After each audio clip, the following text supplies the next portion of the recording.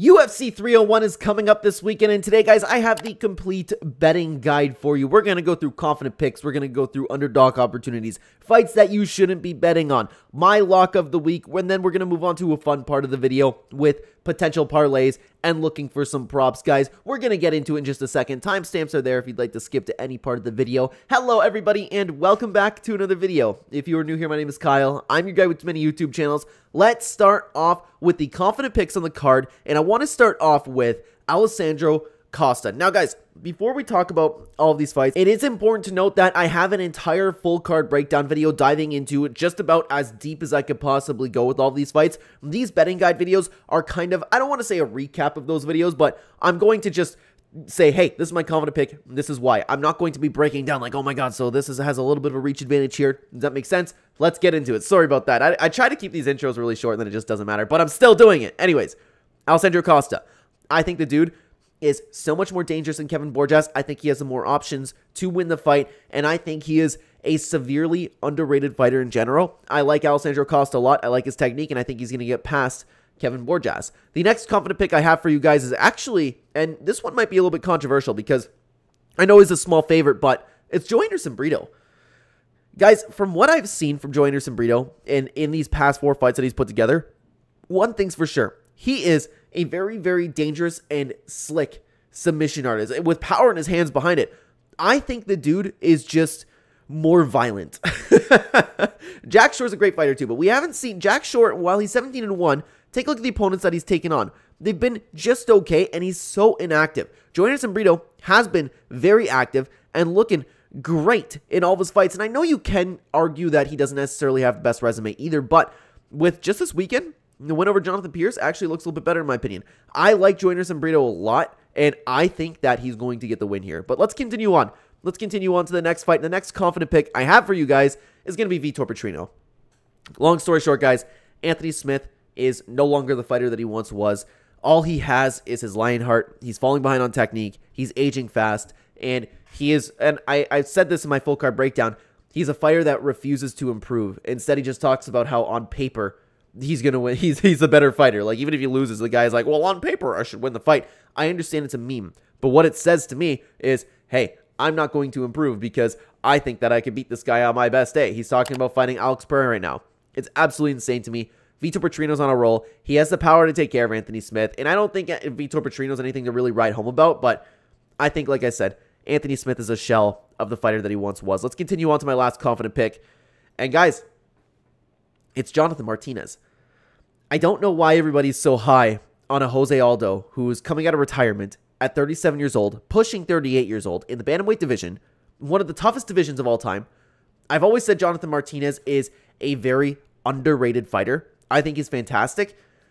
If this was an Aldo from a couple years ago or a prime Aldo, I'd be saying something a lot different, but we don't know Aldo's motivation. He could be coming back for a paycheck.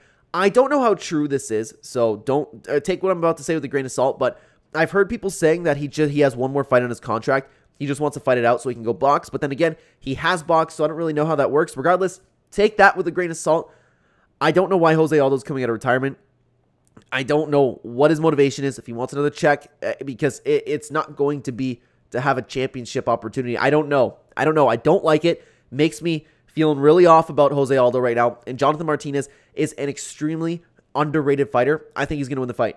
I think Jonathan Martinez is great. I will say, though, out of all the confident picks on this card, I think Jonathan Martinez is the most likely to lose. I still don't think it's going to happen, though. But guys, let's talk about some underdog opportunities because I see a lot of interesting spots for an underdog. Now, the first underdog opportunity I have for you is Ernesta, and I apologize, I'm pronouncing this wrong. I already know, Erceg.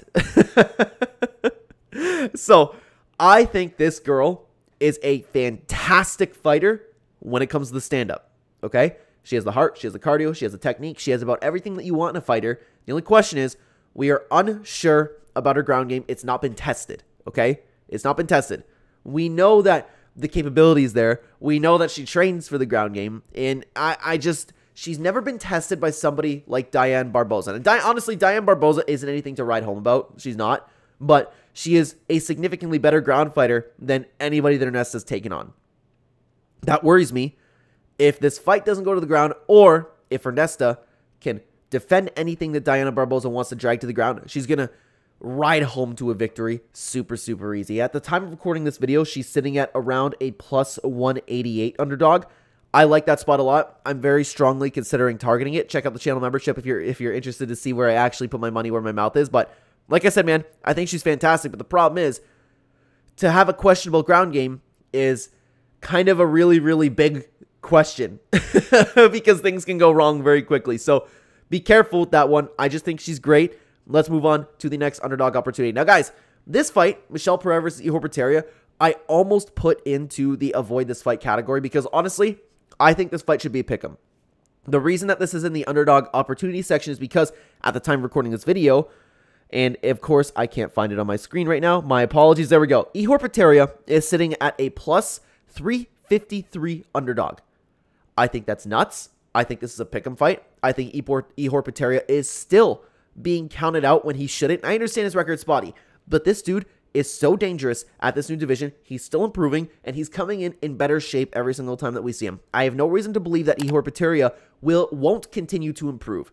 In saying that, though, Michelle Pereira has also been looking great, powerful, better than ever. I'm just saying, I think this fight should be a pick'em. I'm strongly considering throwing money on Ihor Potieria just for the value there. But keep in mind, I almost put this in the avoid this fight category because, like I said, I think it should be a pick'em fight. Not a clue who's going to win this fight. Now, let's keep going. Next underdog opportunity. I have Paul Craig. Not a lot to say here, guys. Paul Craig, we've seen it before. You can never count him out of a fight. And this fight is probably going to stay on the ground. Kyle Brauchel, I can see a world where Kyle Brauchel keeps taking him down, controlling him, threatening with submissions, but you can never count out Paul Craig off his back. He can throw up a submission. The potential's always there. Other than that, I think Kyle should kind of coast his way to a victory, but you can never count out Paul Craig, man. You can never count him out. And I forgot to mention that Paul Craig, and I should look at this. Paul Craig is sitting at a plus 400 underdog right now. Did I say what? Oh, yeah, I did say about Michelle Pereira. Sorry about that. Anyways, let's continue on. I have one more underdog opportunity for you guys, and honestly, it's Steve Erceg. I think Steve Erceg is a very complete and amazing fighter. I do. The problem is, he is, at least Tapology say he's number 10. I know he's around that in the UFC rankings, but he hasn't fought anybody at the top of the division. That's a problem. But the technique is there, the cardio is there, the heart is there. Everything is there for Steve Erceg to become champion. It's just we haven't seen him fight anybody to the level of Alexandre Pantoja. I also worry because Alexandre Pantoja is 34 years old now in the flyweight division. We've seen him kind of struggle in recent fights and going for takedowns, but struggle isn't really the right way to put it, to be honest with you, because it's still part of his game plan. But I will say, like, I think Steve Erceg he has all the potential in the world, man, to have an upset here, because I'm looking for the odds, and Steve Erceg at the time recording this video is sitting at around a plus 210 underdog. I think that's crazy. I think that this fight should be a little bit close. No, I don't think it's crazy. Guys, like, it's a little bit tough to talk about this one because this one's a little bit of a gut feeling. I just can see Steve Erceg winning this fight, okay? He is a very complete fighter. He's great. He's awesome.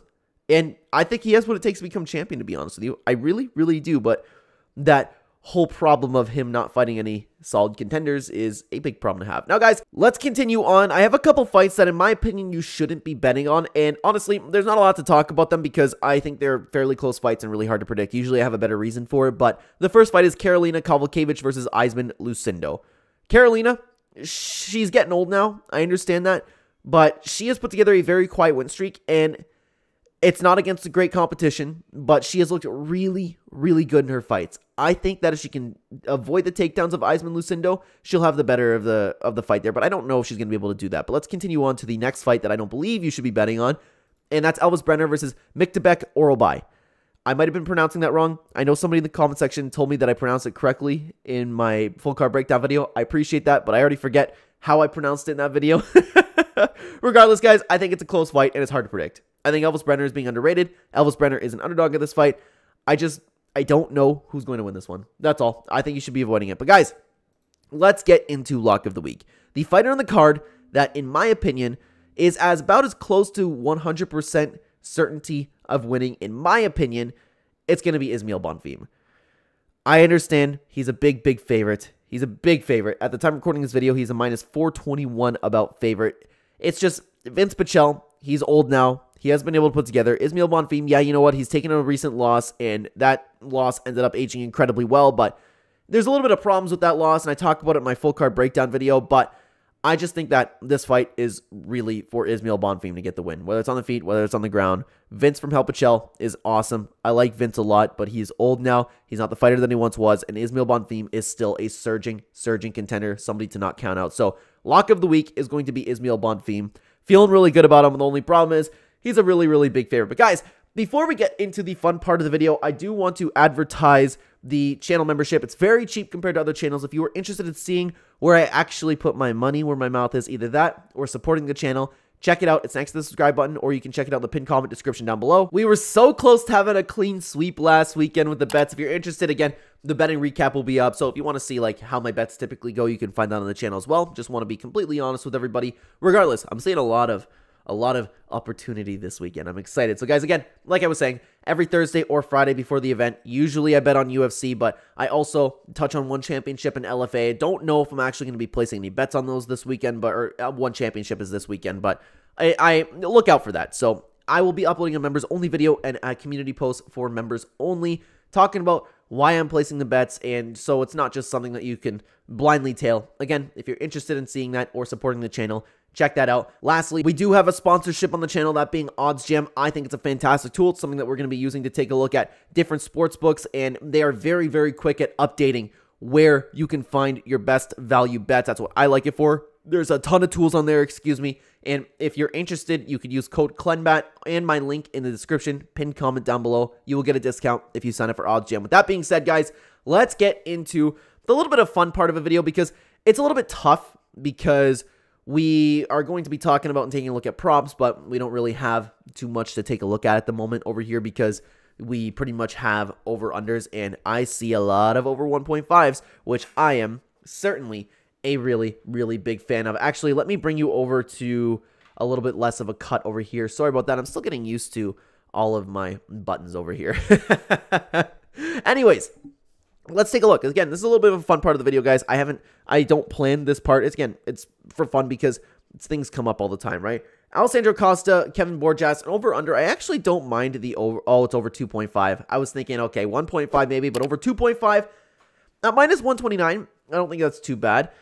Let's see if we can find some plus money somewhere. An over-under for Ismail Bonfim. No, thank you for that one. Eisman Lucindo, Karolina Kowalkiewicz. Over 2.5. I don't love that. I don't love it. Vitor Petrino, Anthony Smith. I could see that one going over 1.5 rounds for minus 165. Not too bad. Ihor Peteri, Michel Pereira. Oh, you know what? This is a tough one, because sometimes when you have fighters who are so tough, sometimes it doesn't exactly end as you would expect it. So take Bogdan Guskov and Ryan Spann, for example. I ended up targeting over 1.5 on that and got plus 300 on that. So maybe if it continues to go a little bit bigger, then I might like that. Kyle Brahel versus Paul Craig. I like the over 1.5 on that one. Jonathan Martinez, Jose Aldo. I like that as well, but that's over 2.5 and minus 300. That is certainly not worth it. Over 3.5 for Steve Erceg and Alessandro Pantoja. I don't mind that one. That one's not too bad. Not too bad at all. I don't like over 2.5s, guys. I know that's tough. That's tough. And if you guys been following the channel, I don't like unders at all. I very rarely actually do that. Over 1.5 for Joe Anderson, Brito, and Jack Shore. And of course, my webcam is showing nothing of significance over there. So I'm not feeling too good about a lot of props over here. I see a little bit of value in Ihor Peteri versus Michel Pereira, but other than that, man, I don't know. I'd have to really think about it. And if you guys don't know, also, I'm not someone who typically dives into something like Ismail Bonfim by KO. I don't personally like those props, but even then, they're usually not up. Yeah, the over-unders are up right now, so that's the tough part. I'm recording this the day before you're actually seeing this. I'm recording this on Sunday, so we have to wait a little bit for everything to come up. Maybe I could get into making prop videos at the end of the week. Please let me know down in the comments if that's something you guys would be interested in me doing. Let's keep going, though, into the next section of the video, that being the fun parlays. This is where we just take a look at what we can do over here. We just build a fun parlay, see what we can get for the odds. So let's take a look at some confident picks over here, okay? Let's take Alessandro Costa. Let's take Vitor Petrino. Let's take Ismail Bonfim. Let's take Joe Anderson Brito and Jonathan Martinez. What do we get? Plus, it's not something I want to target necessarily, but I am confident in all those picks. You get almost 7 times your money back for that one. that's not too bad. That's not too bad. Here, I'll actually make my webcam just a little bit smaller for you guys over there. Sorry about that. Again, still getting used to all of these buttons over here for my new setup. I need one of those, like, though I don't know what they're called. Are they Stream Decks? Steam Decks? I don't know. The things the Twitch streamers always use where you just like a little button, it switches a scene. Anyways, conversation for another time. Steve Erceg, that's crazy value for him. I like that. If you want to take in the underdog opportunities, what do we get for that? So, Ernesta, I really like. Other than that, what else did we talk about? We talked about Paul Craig and Steve Erceg together. Oh my God, 30 times your money. That's definitely not going to hit, though. It's just Paul Craig is really a long shot for an underdog opportunity. But honestly, for almost 8 times your money for these two, I don't mind that, but I'm still not going to hit it myself. I just see, man, the more I think about it, the more I see it, is the more that I actually like the chances of Steve Erceg. I don't know why. It's, again, a little bit of a gut feeling over here. But what if we just take random picks over, okay? Let's say, if we want to pick the entire card, I'm going to pick Ernesta. I'm not going to pick that fight. Gene Silva, Joe Anderson, Brito. Not going to pick that fight either. I don't, maybe that one should have actually been, no, I'm going to pick Joaquin Silva. There, we're going to pick Eisman Lucindo. We're going to pick, reluctantly, Mauricio Ruffi. We're going to pick Kyle. We're going to pick Alexander. Oh, no, we're going to pick Steve Erceg. Oh my God, 584. What's $5 get you? $3,000. I might end up doing that for fun. Like I said, guys, I always have a fun parlay, but if I was going to pick a fun parlay, I end up changing it typically, but this is probably something I would end up doing. Alessandro Costa, Anthony Smith, Ernesta, Ismail Bonfim, Joe Anderson Brito, Jonathan Martinez, Steve Erceg. I might want to leave it at that for a fun parlay, and then that's a plus 53. You get 53 times your money. I don't mind that at all. Like I said, guys, this is the fun part of the video. I have fun doing it. I like making some fun parlays. Makes the card very interesting. Like last weekend, I called the entire fun parlay up until the co-main and the main event. I ended up putting Ryan Spann on there. It's just a fun parlay. It's nothing that I expect to hit, right? But if it does hit, that would look absolutely insane. Anyways, guys, let me know what you think of the picks down below. Thank you very much for watching. Check out the full card breakdown video right here if you're interested. Take care, guys.